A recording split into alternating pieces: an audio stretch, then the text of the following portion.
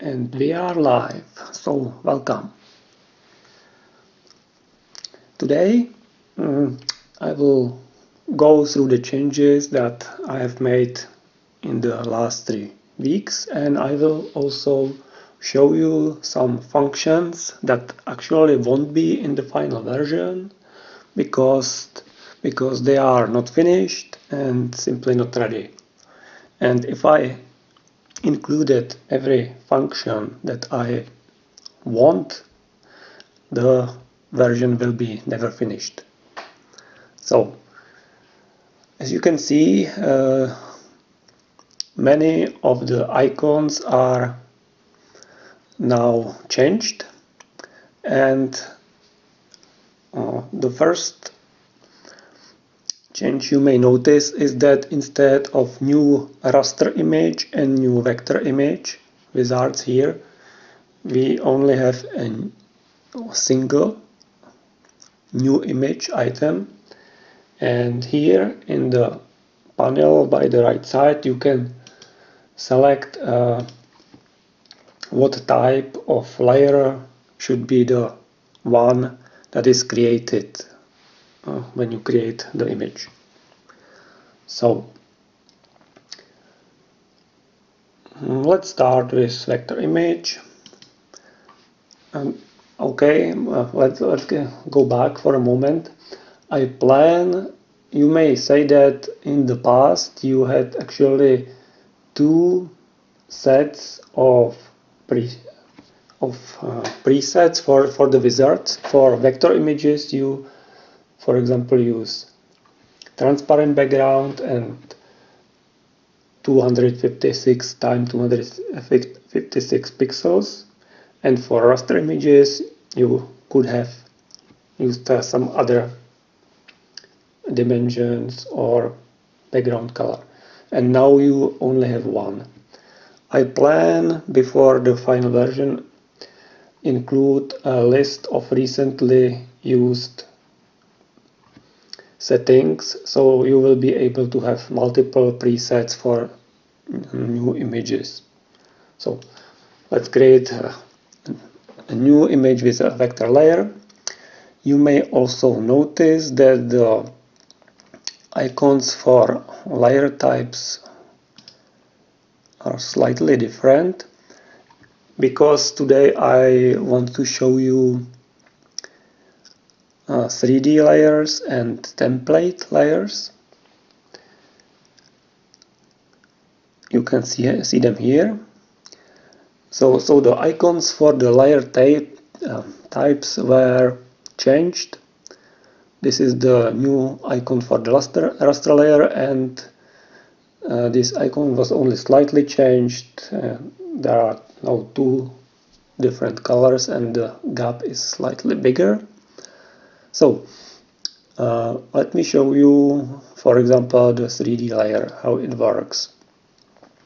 Everything looks normal, but instead of placing 2D shapes, you can place 3D shapes into this layer.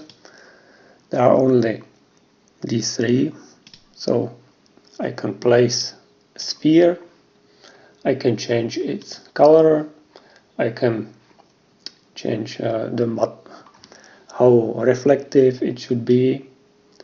It affects, make it bigger, it affects the specular highlights and this one too. So this means the most reflective setting. So in the future, if I decide that the 3D layers are added into RealWorld Paint, there will probably be more of these basic shapes. You can, for example, also slightly modify this sphere. You can control which octants of the sphere are visible. You can change its size, and rotating a sphere makes sense if you disable some of the parts of the sphere. Currently you only have a box, sphere and a cone, but these are just testing shapes. You can control the roundness of the edges and of course the colors and so on. If you have used RealWorld Icon Editor in the past, it included a 3D editor, and it is possible to include some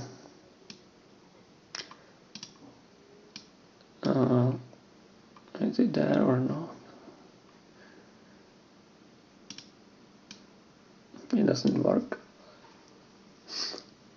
because this preview version doesn't have the whole 3D editor in it.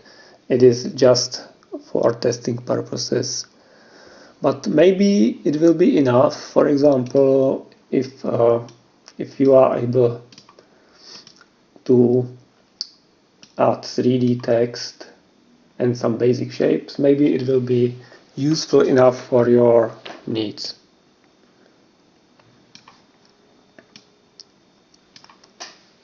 So this way you can combine 3D shapes, vector 2D shapes and raster images. And you can of course apply layer styles to this 3D layer, for example blur. So now we have a 3D layer that is blurred, and of course everything works as it should. So let's remove this layer effect and let's look at the fourth type of layer. I call it template layer, and it could in the future be a way to quickly create images that are using standard parts. In the current version of RealWorld Paint you can download a plugin that allows you to create something similar, but it only works as a plugin in this starting screen.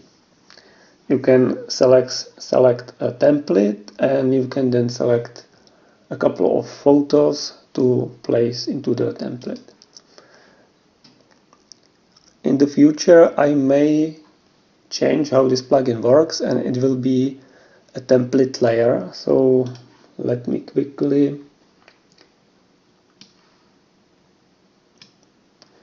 here it is. This is how you can set currently the template for the layer. So this template layer has a template, and it has 5 places where you can put images. So let me put some images in there. I have some sample images somewhere here. For example, let's take some JPEG images, some normal, for example this one. You drag and drop it and put it on one of these 5 spaces. So this is how you can quickly create an image from multiple other images, and there are it will appear in a moment, I hope. Yeah, it will be faster in the future and so on, but this way you create an image quickly, and you can quickly change the template and keep the images that you have placed there. You can imagine that this could be useful when you are creating scrapbook, a photo album. If I in the future add a new type of document, not a simple image but a photo album, that will in fact be a list of images, and each of the image will have the same size. You can look at it as if it were an animation. An animation in the current version also is just a list of images, and each of the images has duration, how long the frame is shown. But in this case, there won't be the duration. It will be just a list of images. And if you use, for example, a template layer for each page in this photo album and then place photos, you will be able to quickly create photo albums. So this is one of the options what may be possible in the future. There is a lot of work that needs to be done. For example, right now you can't easily move these images, but it will be possible.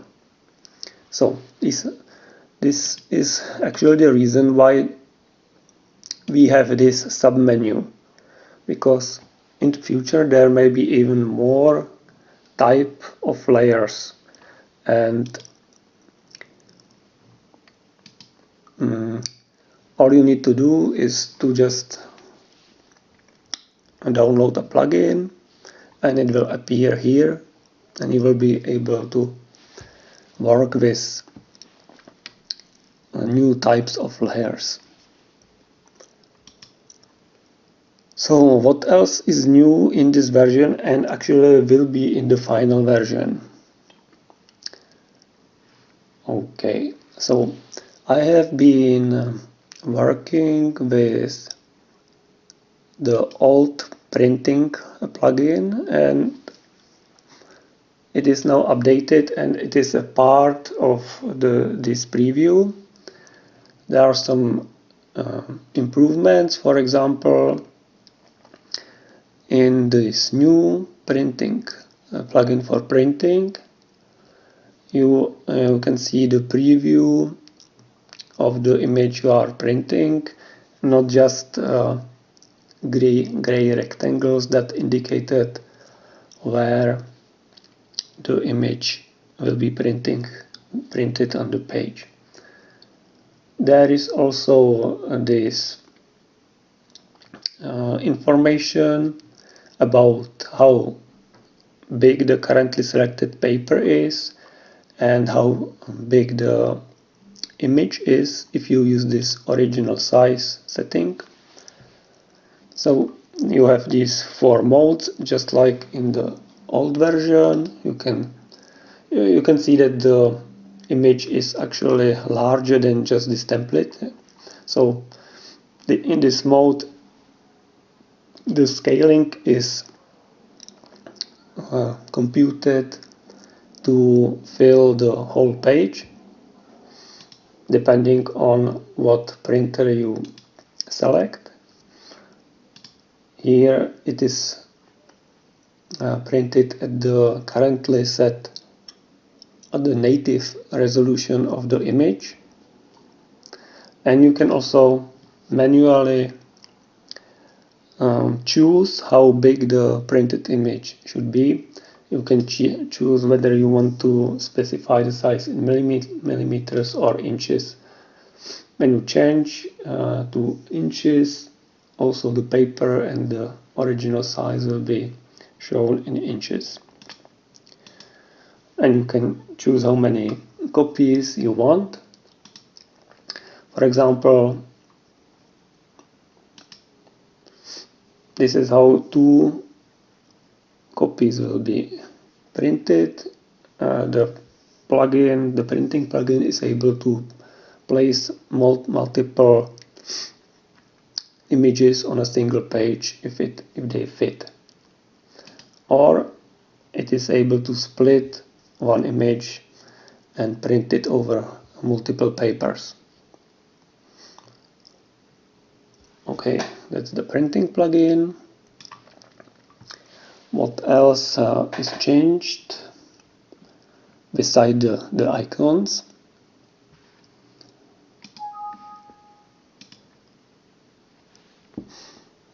I don't. It's actually nothing visible.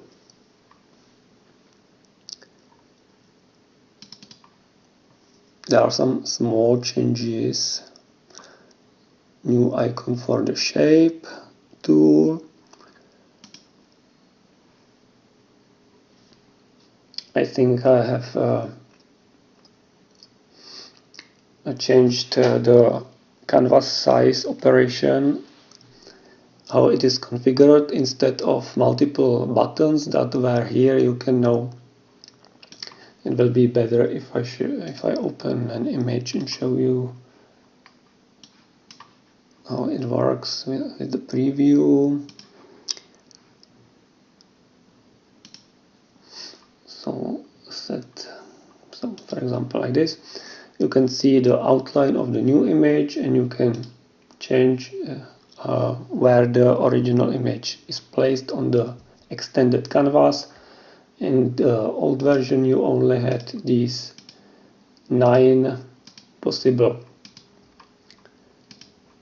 places, but in this updated version you can put the original image wherever you want. Okay, what else is updated? Oh, I have been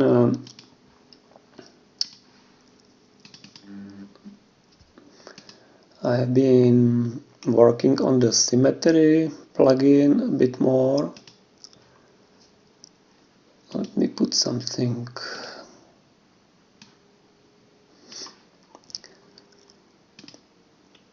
So in the new version, it is able to work with vector layers in a limited way,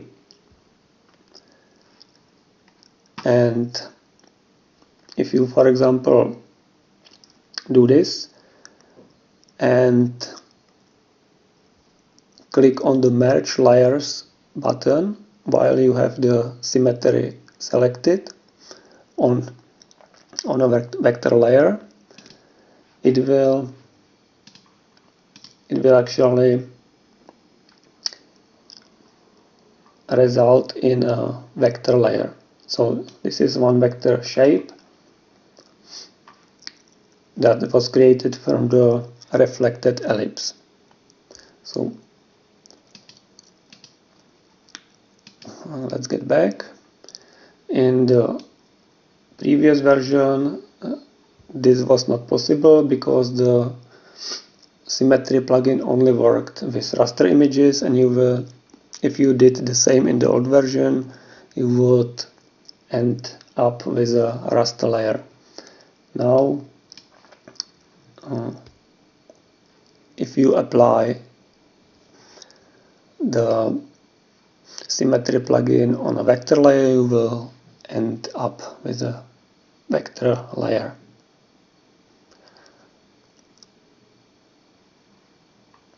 So is there anything out there?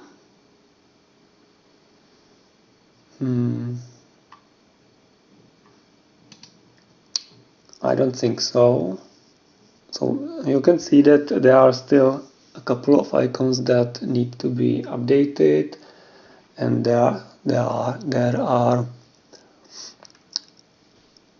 some unfinished, unpolished features. Yeah, we have some comments. Hello Garfield. Wool custom canvas size position. Yeah, 3D layers. Yeah.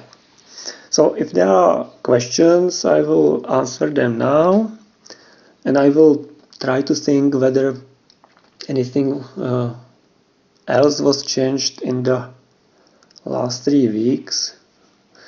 It's I don't remember what I changed at what time, so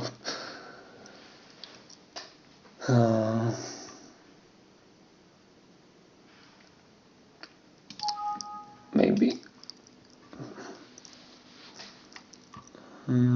Yeah, also in the new version there are some these three predefined batch operations that should be useful. These will be deleted eventually. This one, the extract layers operation, may not work. I think the new one more thing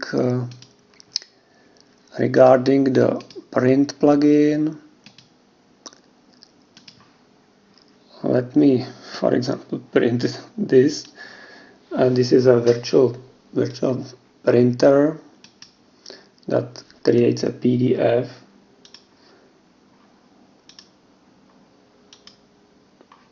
You can see the result here. So this is a low quality image, so of course it is not ideal. But these are 6 pages that were created, and you now have this list of recently used settings for printing. So if you often print something, this could be useful for you. It may even be possible to create a batch operation for printing. It will look like this. It may be useful to have a display configuration here. Image viewer. Where is it? Raster image print preview. Okay, like this.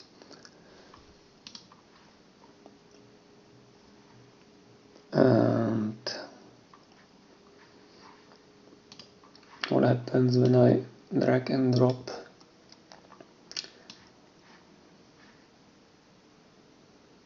Interesting.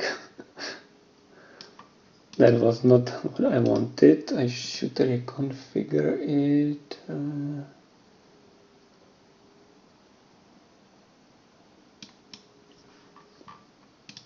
I should not have used this preview. No preview.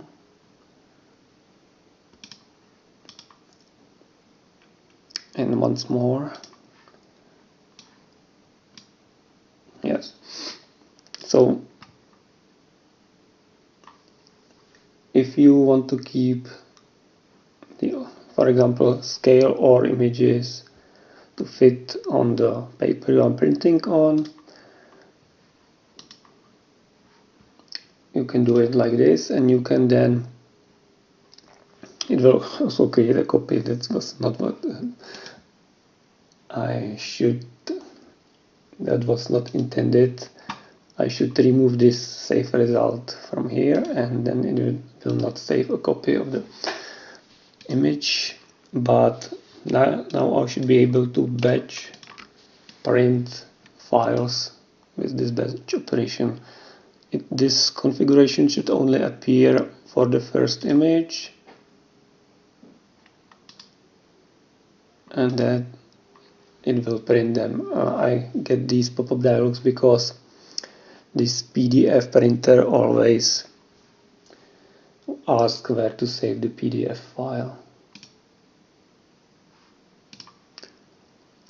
And in here, this is the printing operation. I was too lazy to name it, but here you can see that you can choose from one of the preset settings. So if you are printing a lot of images, you may find this useful. So it looks that there are no questions, at least right now. So if you are watching this later, you can post comments under the YouTube video, and I will read them, and if it's necessary I will reply. So thank you for watching, and I hope that in 3 weeks we will have something that is really close to the final version, or maybe even the final version. The final version won't be ideal, but it should be stable enough and useful enough that I will be confident that I can release it. So, see you again in 3 weeks. Goodbye.